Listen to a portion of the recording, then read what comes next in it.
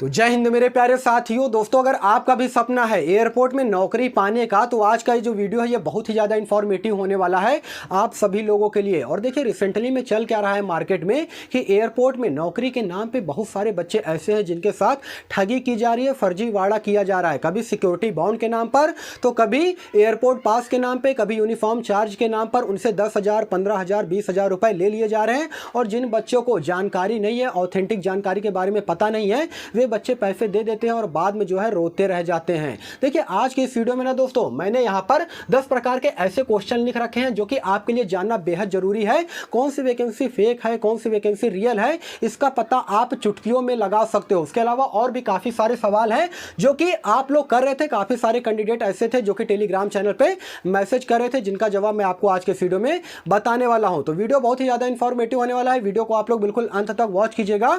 और चैनल पे अगर आप सभी लोग पहली बार या फिर नए होना, तो चैनल को जरूर सब्सक्राइब कीजिएगा इसी प्रकार के गवर्नमेंट जॉब के मोर अपडेट के लिए। तो दोस्तों, आइए बिना समय गवाए वीडियो को कंटिन्यू करता हूं।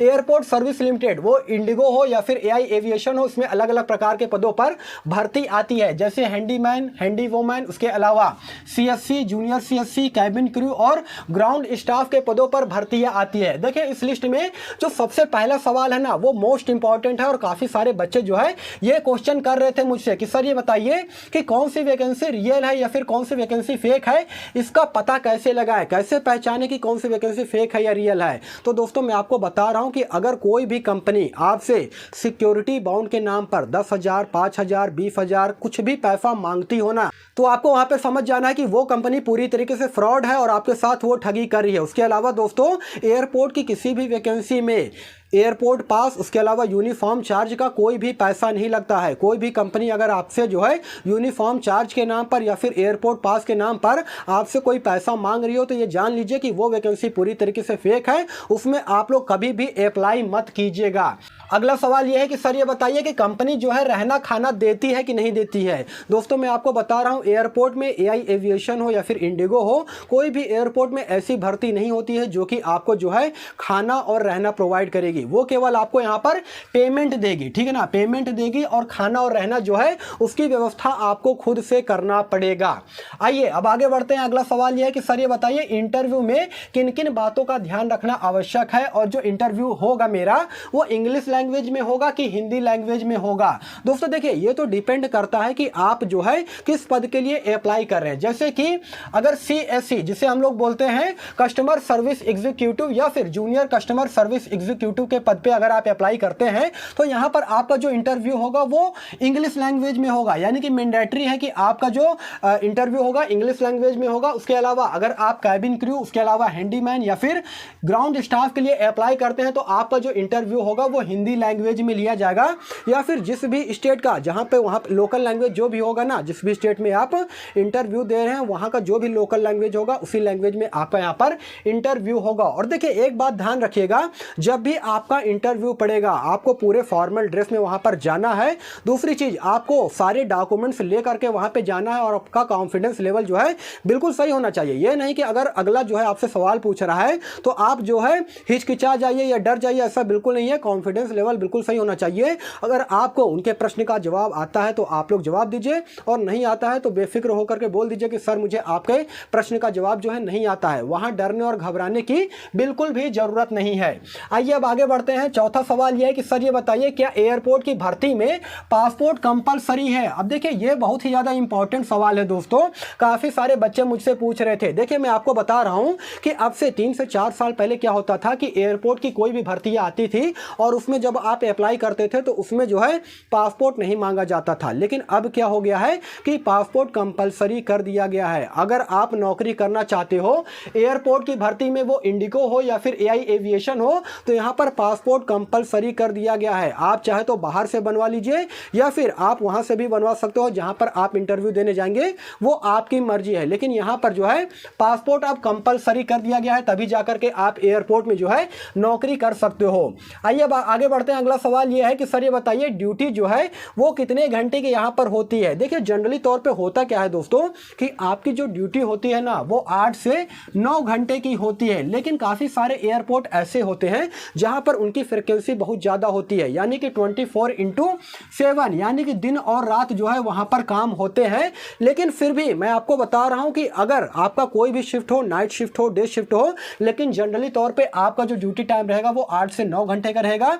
ये मत सोच लीजिएगा कि मुझसे जो है 12 घंटे की ड्यूटी ली जाएगी, बिल्कुल भी नहीं।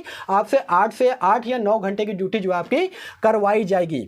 आइए अब आगे बढ़ते हैं। सर ये बताइए कि जॉब छोड़ने का प्रोसेस जो है क्या होता है, उसके अलावा क्या यह जॉब केवल 3 साल का होता है? दोस्तों देखिए मैं आपको बता रहा हूं, सबसे पहले तो इस चीज को आप लोग समझिएगा कि जॉब छोड़ने का क्या प्रोसेस होता है। अगर आपको जॉब में मन नहीं लग रहा है, आप जॉब छोड़ना चाहते हो, तो दोस्तों सबसे सिंपल तरीका यह है कि कंपनी को आपको जो है 2 महीने पहले नोटिस देना पड़ेगा, तब जाकर के आप जो है इसमें नौकरी छोड़ सकते हो। इसमें होता क्या है कि सबसे पहले आपको इन्फॉर्म करना पड़ता है कंपनी को कि मेरी कहीं दूसरी जगह नौकरी लग गई है, मैं जो है इस काम को नहीं करना चाहता हूं, छोड़ना चाहता हूं। पहले से आप इन्फॉर्म करे रहेंगे करीब करीब 2 महीने पहले, तब जाकर के आप जो है इसमें नौकरी छोड़ सकते हो। सिंपल प्रोसेस है। उसके अलावा क्या यह जॉब केवल 3 साल का है? तो दोस्तों ऐसा बिल्कुल भी नहीं है। हाँ, कॉन्ट्रैक्चुअल बेस पे ये भर्ती होती है, लेकिन इसमें होता क्या है कि इसे एक्सटेंड भी किया जा सकता है और आप इसमें जो है 58 साल तक आप जो है इसमें नौकरी कर सकते हैं। ये मत सोचेगा कि 3 साल के बाद जो है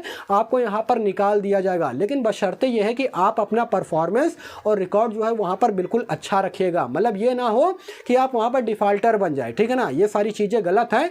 आपको वहाँ पर अपना रिकॉर्ड और परफॉर्मेंस अच्छा रखना पड़ेगा, जिससे होगा क्या कि 3 साल के बाद जो है एक्सटेंड कर दिया जाएगा आपकी ड्यूटी को। मतलब हर 3-3 साल पर आपकी ड्यूटी को एक्सटेंड किया जाएगा और आप यहाँ पर 58 साल तक ड्यूटी कर सकते हो। कोई दिक्कत नहीं है, कोई भी आपको यहाँ पर कंपनी से नहीं निकाल सकता है, ठीक है।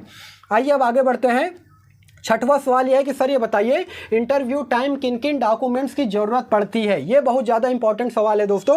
देखिए बेसिकली होता क्या है, बच्चों के पास शैक्षणिक योग्यता तो होती ही है, कास्ट सर्टिफिकेट और डोमिसाइल सर्टिफिकेट में काफ़ी सारे बच्चों को प्रॉब्लम होती है, उनके पास नहीं होती है। तो देखिए अगर आपके पास भी कास्ट सर्टिफिकेट नहीं है या फिर डोमिसाइल सर्टिफिकेट नहीं है तो आपको घबराने की जरूरत नहीं है।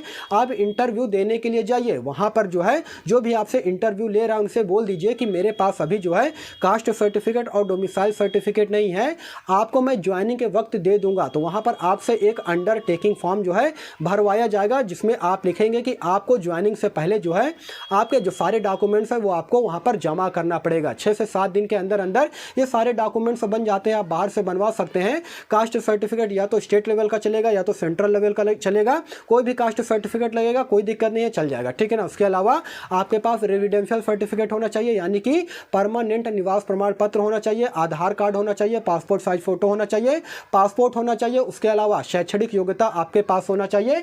बस इतनी सारी आपको जो है डॉक्यूमेंट्स लेकर के यहाँ पर इंटरव्यू के लिए जाना पड़ता है, ठीक है।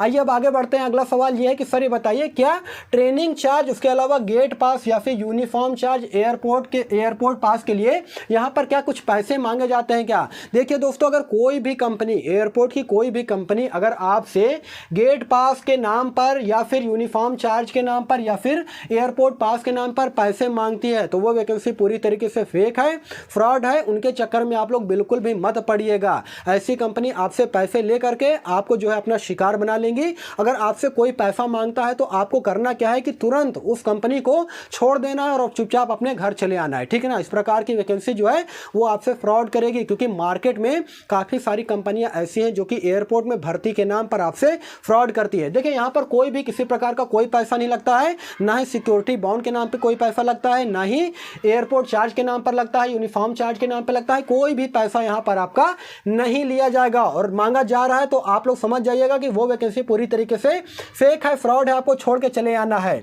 उसके अलावा दोस्तों 8वां सवाल यह है कि सर ये बताइए कि एयरपोर्ट में जो भर्ती आती है वो किस प्रकार की जॉब होती है? प्राइवेट जॉब होती है, गवर्नमेंट जॉब होती है या फिर कॉन्ट्रैक्चुअल बेस पे ये भर्ती होती है? तो दोस्तों देखिए मैं आपको क्लियर करना चाहता हूँ, ये जो कंपनी होती है वो गवर्नमेंट कंपनी होती है, लेकिन जो आपकी जॉब होती है ना, वो यहाँ पर कॉन्ट्रेक्चुअल बेस की जॉब होती है, यानी कि फिक्स टाइम कॉन्ट्रेक्चुअल बेस की यहाँ पर भर्ती है। तो ये मत समझ लीजिएगा कि यहाँ पर आपकी जो ये जॉब होने वाली है ये परमानेंट होने वाली है या फिर गवर्नमेंट वैकेंसी होने वाली है। जो यहाँ पर कंपनी होती है वो गवर्नमेंट होती है, लेकिन आपकी जो जॉब होगी वो पूरी तरीके से कॉन्ट्रेक्चुअल बेस की जॉब होगी, यानी कि फिक्स टाइम कॉन्ट्रेक्चुअल बेस की आपकी जॉब होने वाली है। उसके अलावा अगला सवाल यह है कि सर ये बताइए फ्यूचर में इसमें मेरा प्रमोशन कभी होगा कि नहीं होगा। तो दोस्तों देखिए, इसमें प्रमोशन भी होता है, लेकिन इसमें देखिए होता यह है कि अगर आप हैंडीमैन या फिर हैंडी वोमैन के पद पे कार्यरत है, आप पढ़ने में अच्छे हैं, तो विभागीय भर्तियां आती है एयरपोर्ट में, जिसमें आप एग्जाम दे करके CSE यानी कि कस्टमर सर्विस एग्जीक्यूटिव या फिर जूनियर कस्टमर सर्विस एग्जीक्यूटिव के पद पे जो है जा सकते हैं, जिससे कि आपके यहाँ पर सैलरी भी बढ़ेगी, आपका पद भी बढ़ेगा। काफ़ी सारे बच्चों के मन में यह सवाल चला करता है कि सर ये बताइए कि इसमें सैलरी जो है वो कितनी दी जाती है, एयरपोर्ट की इस भर्ती में सैलरी कितनी मिलती है। तो दोस्तों वो डिपेंड करता है कि आप किस पोस्ट के लिए जो है एलिजिबल हो, यानी कि जिस भी पोस्ट के लिए आप अप्लाई करते हो ना, उसी के अकॉर्डिंग यहाँ पर सैलरी दी जाती है। जैसे कि अगर मान लीजिए कि आप ग्राउंड स्टाफ के लिए अप्लाई किए हैं, तो यहाँ पर आपको जो सैलरी दिया जाएगा वो 12,000 से प्लस शुरुआती सैलरी होगी। उसके अलावा अगर आप CSC यानी कि कस्टमर सर्विस एग्जीक्यूटिव के पद के लिए अप्लाई करते हैं, तो इसमें आपकी जो सैलरी होती है वो 18,000 से ज़्यादा दी जाती है। उसी प्रकार से अलग अलग प्रकार के पदों के लिए यहाँ पर आपकी सैलरी जो है अलग अलग होती है। और सिलेक्शन के बाद दोस्तों इसमें होता क्या है कि आपको PF, मेडिकल और ESI की सारी सुविधाएं भी दी जाती है। ये मत समझ लीजिएगा कि यहाँ पर आपको PF, ESI और मेडिकल नहीं मिलेगी, ऐसा कुछ भी नहीं है।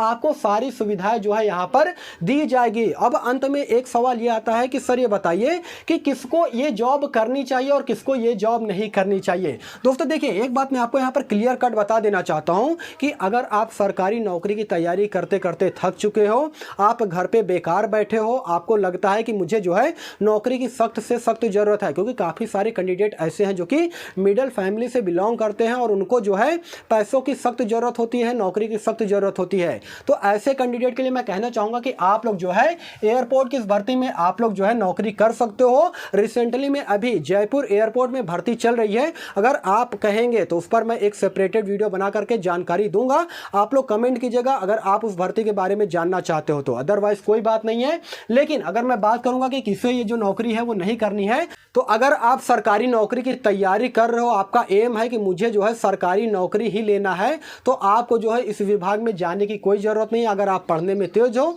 तो आप सरकारी नौकरी बीट कीजिए और सरकारी नौकरी वहाँ पर ले सकते हो, ठीक है ना। तो दोस्तों यही सारा सब कुछ जानकारी देना था।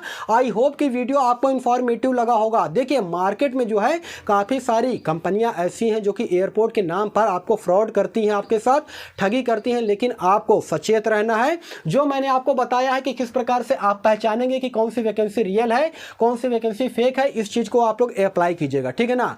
बाकी यही सारा सब कुछ जानकारी देना था। आपके मन में किसी प्रकार का कोई भी डाउट हो, कोई भी सवाल हो, तो कमेंट सेक्शन खुला है, आप कमेंट कीजिएगा, मैं उसका रिप्लाई देने का भी पूरा कोशिश करूंगा। बाकी फिर मिलूंगा किसी नेक्स्ट वीडियो में, तब तक के लिए धन्यवाद।